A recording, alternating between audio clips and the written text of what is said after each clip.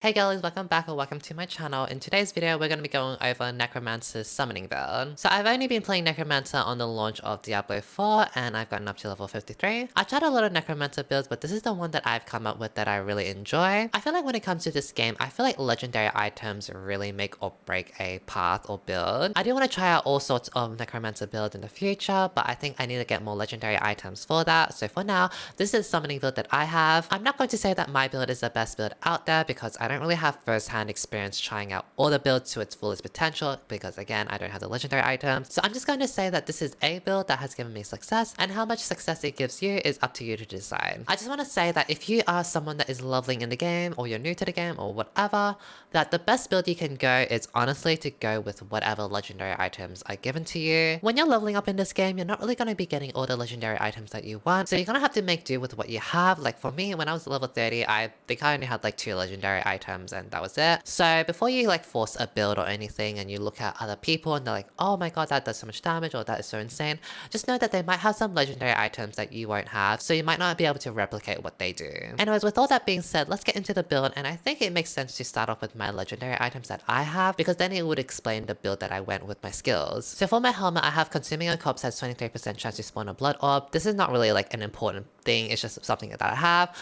The next one I have, while you have 7 or more minions, your minions gain 16% increased damage reduction, which is really nice for me, but it's grayed out because I have another piece like that. For my gloves, I have, while Army of the Dead is active, your minions gain 85% attack speed and take 90% reduced damage. This one is really good for us for the attack speed, and I'll explain why later. My pants is the same as my chest, and you can't have 2 of the same kind, so only one of them works. My boost is your maximum number of skeletal mages increased by 2. This is the important one that I think everyone should want to try get. For my weapon, I have a sacred unique 2-handed scythe, so this is actually stronger than legendaries, so you're not going to find this on a legendary item. But I have your darkness skills chilled enemies for up to 40%, and lucky hit, your darkness skills have up to 100% chance to generate 2 additional essence against frozen targets. For my amulet, I have every 10 seconds your cold skeletal mages cast a blizzard that deals 1100 cold damage and continuously chills enemies for 8% over 6 seconds. This is a very strong aspect that I highly recommend people going for the AoE damage and just for the chill, but I didn't really get this until a lot later into my gameplay, so yeah. For my ring, I have each time one of your summoning minions damages an enemy, they gain 14 attack speed for 3 seconds up to 42%, which is lovely. And for my other ring, I have your skeletons gain increased damage while alive up to 20% after 10 seconds. So I would say that anything that makes your minions stronger or gives you more minions is the way to go.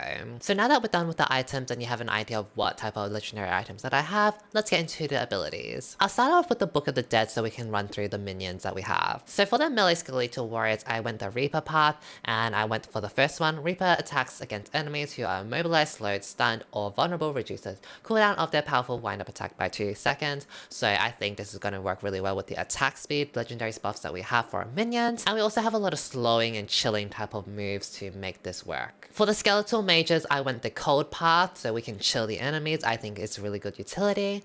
And I went for the first one. Each time your cold mages damage enemies with their primary attack, you gain 2 essence.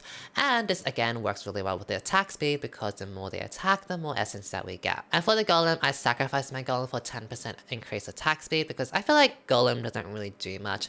I don't feel like it's like that tanky, and I don't really feel like it does a lot of damage. I feel like your skill points or your skill slot could be better allocated to other things, so I decided to sacrifice my golem. I just don't think it does all that much. Now for the abilities, I'm just gonna run through the path from like level 1 and onwards, just so like you know like the ordering that I kind of went, or I would go if I were to level up my character again. So starting off for our first ability, I'm just gonna go the Reap path because this allows us to get a corpse on the first hit every 5 seconds, which is really good for us because, you know, we want corpses so we can build our skeletons, and this extra attack speed and all that is just like whatever. For our next ability, we're going to be going Sever, and we're going to go the vulnerability path. And by the way, I'm going to be maxing these abilities on the screen for you, but how many points you have depends on what you're going to do, so you can allocate your skill points however you like. Now if you look at the other skill, Blight, there is a passive where you and your minions can deal extra damage to enemies within the Blight, and you might think like, why wouldn't we go that since we're going a minion build? And I do think Blight could do some nice damage, but I think having vulnerability is really important because vulnerable makes the enemy take 20% extra damage from all sources, so that seems quite a lot, and I feel like it's quite important. So I think going to Sever path will be better. However, because we don't have a DPS meter or chart, it's kind of hard to tell like what actually does more damage because it's hard to kind of compare. So I'm just gonna think that Vulnerable or the Sever Path does more damage, but you can play around with what you want. If you want to go Blight, you can do that. Now for our survival ability, we're gonna go Blood Mist. I don't really like Blood Mist all that much, but we don't really have any other options, so I think this is something that you want to have like as a get out of jail free card ability, so we're going Blood Mist. From there, you can upgrade the passive for Skeletal Warrior Mastery, which just gives your skeletons more damage on life, and for the next one down here, which is Skeletal Mage Mastery, which is the same thing but for your skeletal mages. Now for the next section, you're gonna be maxing out all of these darkness passives eventually. Again, how many points you allocate will depend on what level you are or how many you have, but eventually you'll be maxing out all of this. So the first one just gives you movement speed when you apply darkness skills.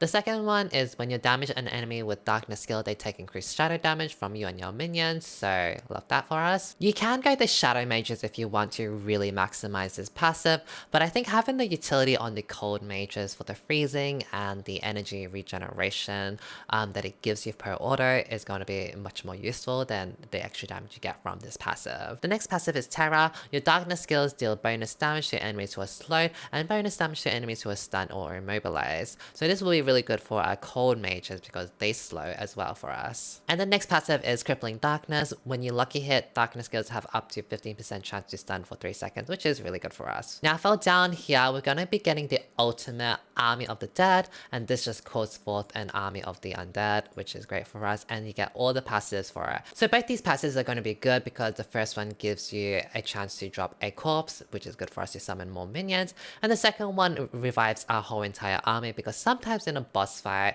or whatever fight, sometimes your minions just die off and like stand in poison or whatever, maybe the boss is too strong. So this is a really great way to get your minions back into the fight. And I also forgot a skill up here that we should be getting, which is Decrepify. You can max Decrepify if you really want to, but I think I only have like 1 or 2 points into this. So the thing about Decrepify is that it has a passive that's really important for us, and that is this one. When you lucky hit, enemies who are afflicted with Decrepify have up to 50% chance to reduce your active cooldowns by 1 second. This is really good and would be amazing for Army of the Dead because Army of the Dead does have quite a long cooldown. When you have a whole entire mob of minions, or maybe you have like your whole entire army hitting one person, because your Army of the Dead or your minions, should I say, not the skill, will actually apply the lucky hit and reduce the cooldown. You can actually get your Army of the Dead in like 10 seconds. Like, I'm not even kidding. Like, your cooldown goes down really, really quickly.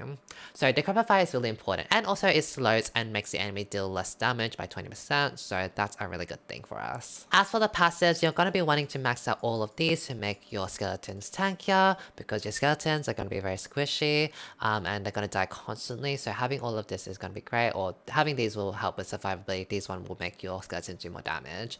And for the last passive, we're going to be getting Shadow Blight. There is Kalin's Edict, which makes your minions have extra attack speed, which is, you know, really lovely, but I feel like it's really not practical to not take damage for at least 3 seconds. I feel like for the most part, you're never not going to be taking damage. There's always going to be something that's hitting you. So I found that like this hasn't really done me much. Like I feel like the uptime on this is like less than 1%. Like I barely have this up. It's just nearly impossible to have this working. So I would say having Shadow Blight is better because, you know, it's more constant and it's still extra damage, and you do shadow damage from your Sever, so this is fine. It's really up to you though. If you really want to get Kalin's Edict and maybe just skill issue and I suck and I can't dodge or whatever, then go ahead, go with Kalin's Edict. But for me, I'm just gonna go Shadow Blight.